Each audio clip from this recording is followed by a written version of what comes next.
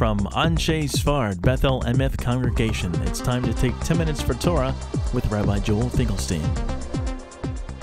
Welcome to our discussion of Parshat Vayigash, Joseph and modern Zionism. If we look at the first parshiot of Torah, first sections of Bereshit of Genesis, it's all about chosenness. Who will be chosen? Is it Cain or Hevel? Is it Shem or is it Ham or Yafet? Is it Avraham or his brothers?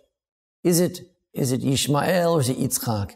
Is it Yaakov or is it Esav?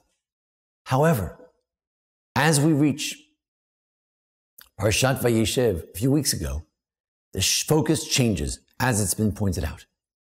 Focus changes from who will be chosen and who will be rejected, as opposed to the new perspective of not who will be rejected, but who will be the king and who will not. Will it be Yosef or will it be Yehudah?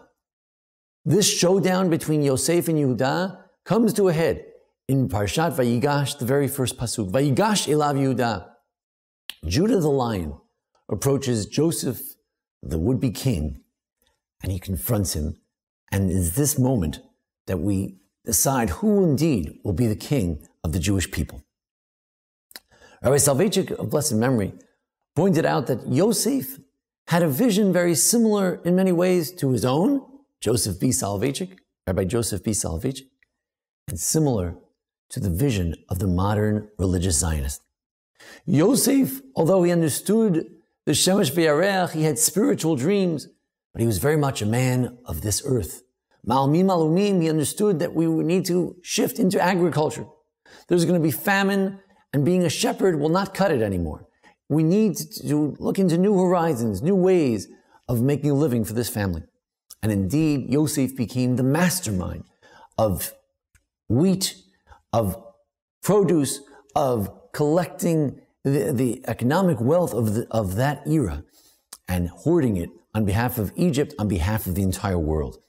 And Rabbi Soloveitchik says that history proved him correct. Indeed, that was the wave of the future. So too, the modern religious Zionist said that we need a new approach. We need a new place. We need to move on to new horizons. We need to bring about the beginning of the flowering of the redemption of our people.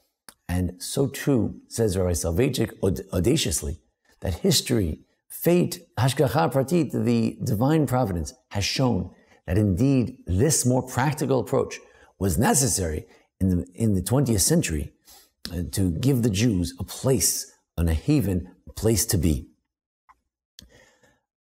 The question of Levi and Yehudah versus Joseph, sure, Joseph is a man of spirit. Joseph is a man of dreams. Joseph understands and he shares the religious values of Judah. But ultimately, it's Yehudah whose focus is Lohorot Lefanav Goshna. Rashi interprets, based on the Midrash, that he sets up Beit Talmud, he sets up Talmud Torahs, he sets up yeshivas, he sets up schools for the Jewish children to learn Torah. He understands the importance of Jewish tradition. That's his focus. Levi eventually becomes the one who teaches Yorum Shvatecha Yaakov, who teaches Torah. And Yosef remains primarily focused on the diaspora experience and providing for the Jews. So now in the end, however, who is going to become the king? You would think that Yosef, after all, he's actually experiencing a taste of kingship. He is the Mishneh LaMelech. He is the second in command of entire Egypt. And yet, when his father comes down to greet him, you would want him to give that kiss, like David gave that kiss to Avshalom to show, yes, he's my successor. But we see, according to Rashi, that when Yaakov and Yosef have that fateful meeting after 22 years, does Yaakov kiss him? No. Yosef falls on Yaakov's neck, but Yaakov doesn't kiss him. He doesn't give him that approval that he will be the king. Why not? Says Moshe Soloveitchik, Moshe Lichtenstein of Yeshivat Har Etzion. He says, you know why? Because leadership has to have a followership. And while Yosef was incredible at leading, at doing, at achieving, at providing. But it was ultimately a type of leadership which was not accepted by his brothers. His leadership, his talk of dreams of the future only led to vayisneu oto, they hated him. And this is not a leadership that can be sustained. And therefore, it would not work. Rabbi Soloveitchik suggests in another essay in Yemei Zikaron that Yosef was trying to do the following. Yosef thought that he could bring the brothers down under the guise of being the head of Egypt, not Yosef. They would call him my master, and he would fulfill his dream of being the king. Then he would lure Benjamin there. Then he would trick them and say that Benjamin had to stay. And then ultimately Jacob would have to come, and Jacob would beg to the leader of Egypt. And he would call Joseph the master and would give Joseph the title of king of the Jewish people. The dream would be fulfilled. But he couldn't do it. He was too kind. And he indeed revealed his identity before Yaakov got there. And once Yaakov does get there, he does not bow down to Yosef, and ultimately he doesn't kiss Yosef, and ultimately he doesn't give Yosef the blessing of kingship. The blessing of kingship goes to Judah.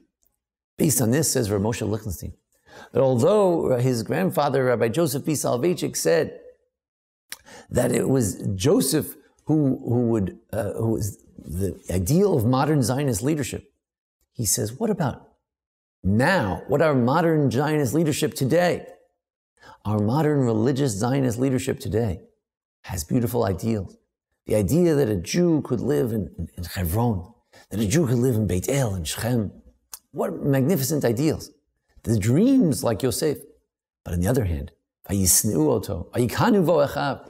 Somehow the religious Zionist community has not endeared itself to the entire nation of Israel. On the contrary, often there is enmity between the two camps. This type of leadership is not one, says Rav Moshe Lichtenstein, also very audaciously, which can necessarily sustain itself. While Rabbi Joseph B. Soloveitchik saw Joseph as the ultimate model for leadership in the early religious Zionist era, his grandson, Rav Moshe Lichtenstein, raises questions as to whether the modern, today's religious Zionist leadership is endearing itself enough in the eyes of the people to really gain the mantle of leadership. This is our challenge for today. To present the ideals, whether here in America, where we present the voice of tradition, halakha, and Jewish law, and observance of Talmudic traditions. And the question is it vayikanu bo achav? Is it vayisneu oto? Is it a message which is resonating in the ears of those who are in the audience? Those are the masses of Jewish people out there. Or, God forbid, is vayisneu oto? Is it somehow the traditional approach leads, on the contrary, to enmity? Till we can find that leadership, a leadership which is endearing to the masses, we will not rediscover the Mashiach ben David, the messianic vision of a David who can endear himself to the people, where everyone understands and appreciates the religious message and the social and military message of David has to be appreciated by the masses.